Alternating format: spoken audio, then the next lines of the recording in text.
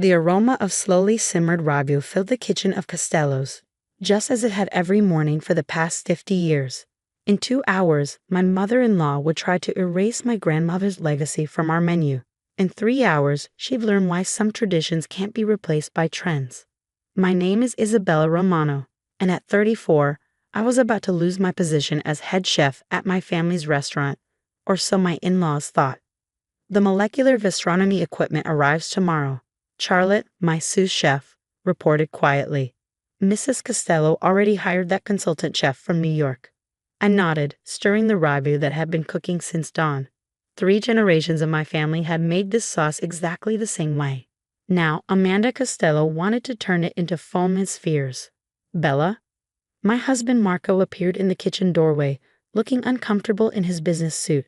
He'd chosen the corporate side of the restaurant business, leaving the cooking to me. Mom wants to start the menu meeting early. I wiped my hands on my apron, touching the worn recipe book in my pocket. The leather-bound volume had belonged to my grandmother, each page filled with the secrets that had built Costello's reputation over half a century.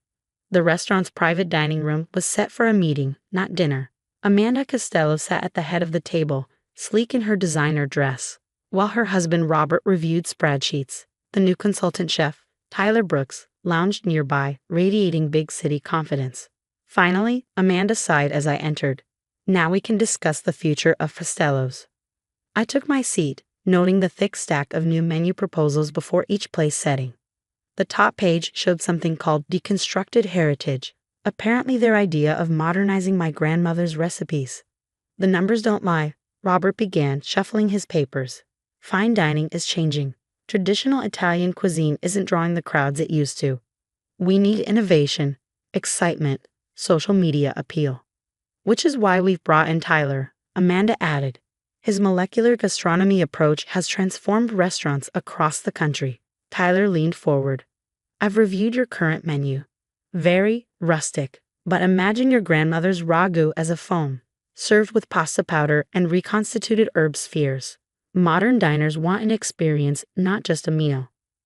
I opened my grandmother's recipe book, letting the familiar pages fall open to the ragu recipe. The margins were filled with notes, not just about ingredients but about life. Remember, cooking is love made visible. And patience turns tomatoes into gold. Our customers come here for authentic Italian cuisine, I said quietly. Food that tells a story, that carries tradition. Customers don't know what they want until we show them, Amanda countered. Starting next week, we're implementing the new menu. All current dishes will be, she paused delicately, retired. Marco shifted in his seat. Mom, some of those recipes built this restaurant. And now they'll step aside for progress, she cut him off. Unless anyone has a better idea for attracting the modern diner. I thought of the letter in my pocket, the one I'd received last week, but its timing wasn't right, not yet. The staff will need extensive training, Tyler was saying. New techniques, new equipment. I suggest we close for 2 weeks for a complete kitchen overhaul. 2 weeks, just enough time to destroy 50 years of culinary heritage. Of course, Amanda smiled. Bella can stay on as sous chef if she's willing to learn the new methods, under Tyler's direction, naturally. And there it was, the final insult. Not just erasing my grandmother's legacy, but demoting her granddaughter to make way for modern trends. Actually, I said calmly, I'd like to propose a compromise. Amanda's perfectly shaped eyebrows rose. Oh, give me 1 month. Let me keep one dish on the menu, my grandmother's ragu. If it doesn't outperform your modern offerings, I'll step aside completely. Tyler laughed. A pasta sauce against molecular gastronomy? That's hardly a fair competition. Afraid of a little tradition. I challenged softly. Amanda studied me for a long moment. Fine, 1 dish, 1 month. But when it fails, you leave without protest, and we get your grandmother's recipe book. I felt Marco stiffen beside me, but I nodded. Agreed. But if my dish succeeds, I get equal say in the restaurant's future direction. Define succeeds, Robert interjected. Simple. If my ragu generates more revenue and better reviews than any of your modern dishes, I stay, with authority to protect our traditional menu. Amanda's smile was cold. Done. Though I can't imagine anyone choosing old-fashioned pasta over cutting-edge cuisine. If she only knew what that letter in my pocket said. If she only understood what was really at stake. The meeting continued, Tyler outlining his plans for transforming our classic Italian kitchen into a laboratory of modern gastronomy. I sat quietly, remembering the afternoons I'd spent in this kitchen as a child, watching my grandmother coax magic from simple ingredients. Starting tomorrow, Amanda announced as the meeting ended, we begin our transformation. Bella, you can have your little corner of the kitchen for your experiment. Try not to get in the way of progress. I returned to my kitchen, where the ragu still simmered perfectly. Charlotte was waiting, worry clear on her face. They're really doing it, changing everything. I stirred the sauce, inhaling the aroma that held 50 years of history. Not everything. Not yet. My phone buzzed. A message from an unknown number. Reservation confirmed for tomorrow. Table 12. Noon. I smiled, thinking of the letter that had arrived last week. The one announcing a Michelin inspector's upcoming visit to evaluate us for our first star. The one I hadn't told my in-laws about. Amanda thought she was modernizing Castello's to attract attention. She had no idea that the culinary world's most prestigious recognition was already interested, not in molecular gastronomy, but in the authentic Italian cuisine we've been serving for generations. Tomorrow, a Michelin inspector would sit at table 12. And while Tyler's modern creations might impress with their novelty, I knew what truly earned Michelin stars. Perfection. Consistency. Dishes that told a story and carried forward a legacy. My grandmother had once told me, in cooking, as in life, timing is everything. As I adjusted the flame under my ragu, I knew she'd been right. Sometimes the best response to those who would erase tradition isn't to fight them, but to let them discover its value for themselves. Tomorrow would beget discovery. I opened the recipe book again, though I knew every word by heart. My grandmother's elegant handwriting seemed to dance on the page. Remember, Isabella, good food isn't about trends or techniques. It's about love, patience, and the courage to stay true to what matters.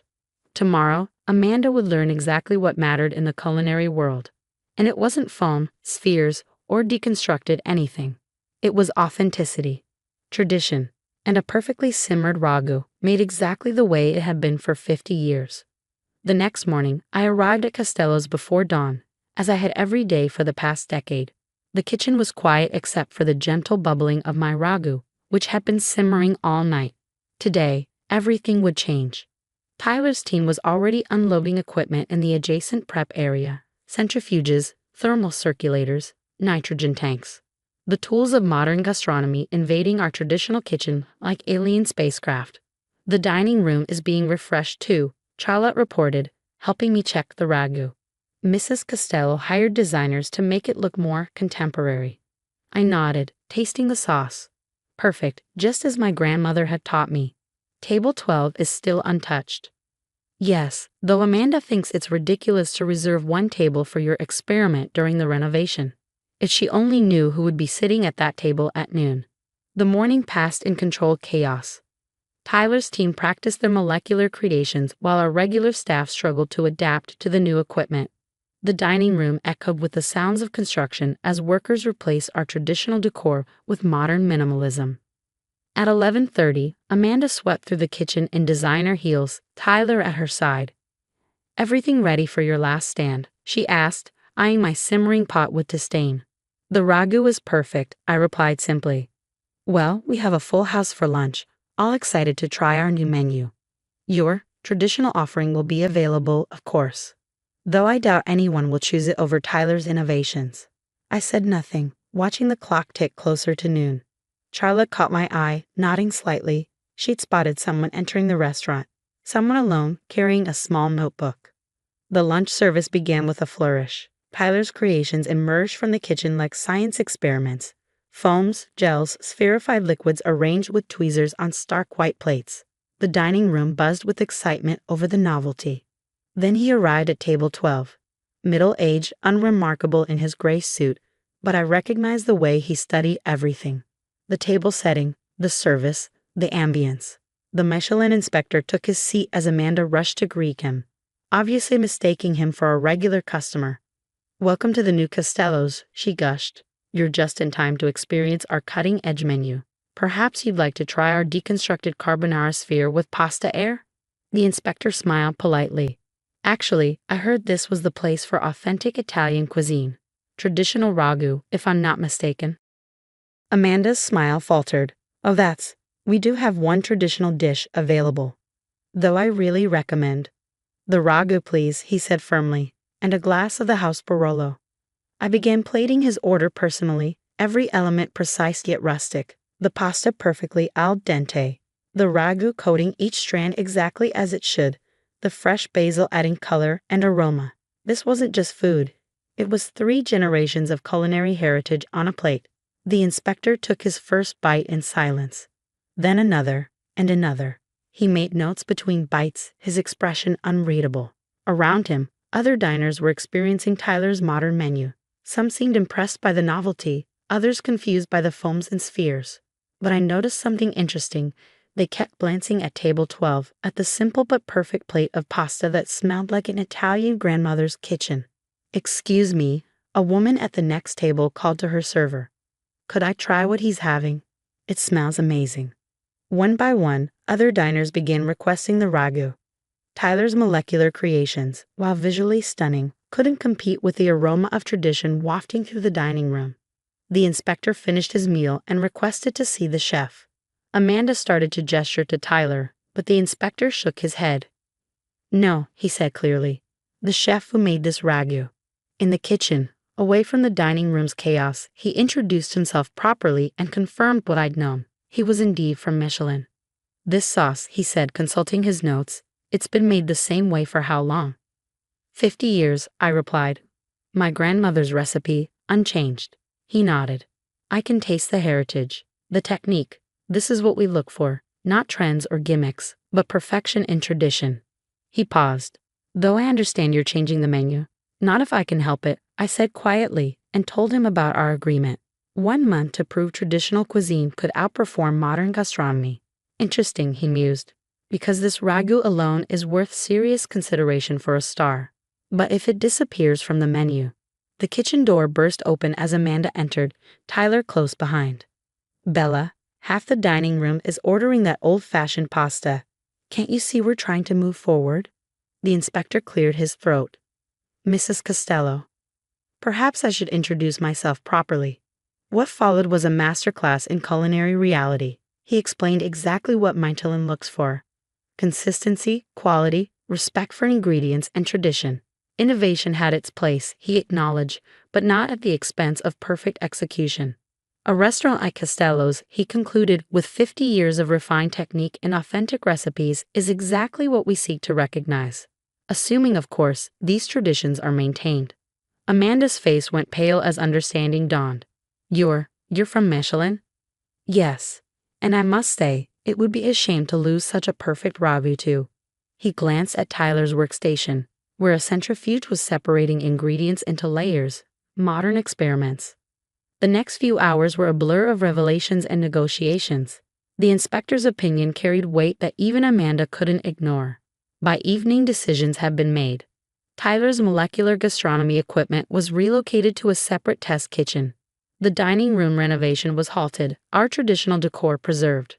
And most importantly, my grandmother's recipes were restored to their rightful place at the heart of our menu.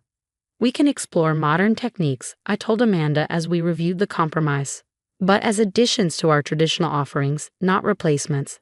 Our heritage is our strength." She nodded slowly, finally understanding. "A Michelin star, for pasta sauce." "For perfection," I corrected. "For 50 years of getting it exactly right." The following month proved our decision correct. Word spread about the possible Michelin recognition. Food critics arrived to experience our traditional cuisine. Even Tyler admitted that learning our classic techniques made him a better chef. 1 year later, we received the official news. Costello's had earned its first Michelin star. The citation specifically mentioned our ragu, praising its perfect execution of time-honored techniques. That evening, after service, I found Amanda in the kitchen, watching me stir the next day's sauce. "I was wrong," she said quietly, "about everything. I thought modern meant better." "Modern isn't bad," I replied, "but it needs roots. Foundation. That's what my grandmother understood." I opened the recipe book, showing her the notes in the margins, the wisdom passed down through generations. She didn't just leave us recipes, she left us a legacy. Marco joined us, loosening his tie. Mom finally understands why I married a chef instead of a businesswoman. I married both, he winked at me. Someone who knows both tradition and innovation. We expanded thoughtfully over the next few years. A modern test kitchen for special events, cooking classes teaching traditional techniques, even a small molecular gastronomy menu. But always alongside, never replacing, our classic dishes. The ragu remained our signature dish, simmering every day just as it had for 50 years. Each morning, as I stirred it in the quiet kitchen, I could almost hear my grandmother's voice. Remember, Isabella, trends come and go, but tradition is timeless. She was right, of course. In a world of foams and spheres and deconstructed dishes, there's still nothing quite like the perfect plate of pasta, sauce made with patience and love, served exactly as it should be. The Michelin star gleamed in our entryway, but the real treasure was in my pocket, my grandmother's recipe book, still guiding us forward while keeping us true to our past. Sometimes the best revenge isn't revenge at all. Sometimes it's simply staying true to what you know is right and letting time prove you correct. After all, a properly simmered ragu, like the best traditions, only gets better with time.